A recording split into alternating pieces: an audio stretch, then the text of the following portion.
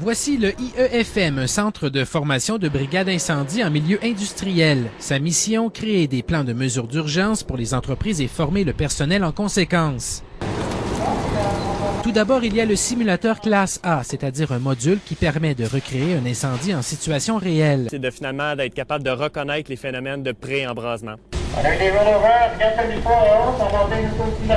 Il permet aux pompiers d'anticiper les différentes réactions du feu et d'intervenir en conséquence. On y peaufine des techniques afin de diminuer les risques. Une fois qu'on est rentré au son, au crépitement, à la lumière surtout, si on arrose des fois notre feu trop rapidement, c'est pas bon parce qu'on retourne dans une atmosphère complètement noire.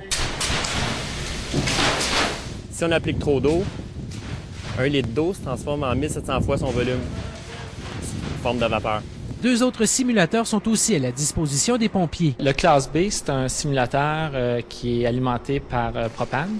Alors, celui-là nous permet de pouvoir simuler une réalité d'une fuite de propane à l'intérieur. Il y a des modules qui ont été adaptés spécifiquement pour l'industrie pétrochimique, comme par exemple le râtelier de Cepsa. Voici la chandelle. Elle reproduit une fuite de gaz en milieu industriel. L'intervention est délicate. L'objectif, c'est pas d'éteindre le feu. Tout ce qu'on veut, c'est réussir à contrôler notre accès à notre valve.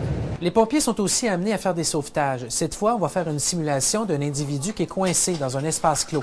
Un point d'entrée ou un point de sortie limité, restreint, qui a un potentiel de danger, soit par une asphyxie, des gaz ou des matières qu'il contient. Le centre de Bécancour entraîne et forme chaque année 2500 personnes. L'expertise qu'a développée l'entreprise est maintenant exportée aux Philippines.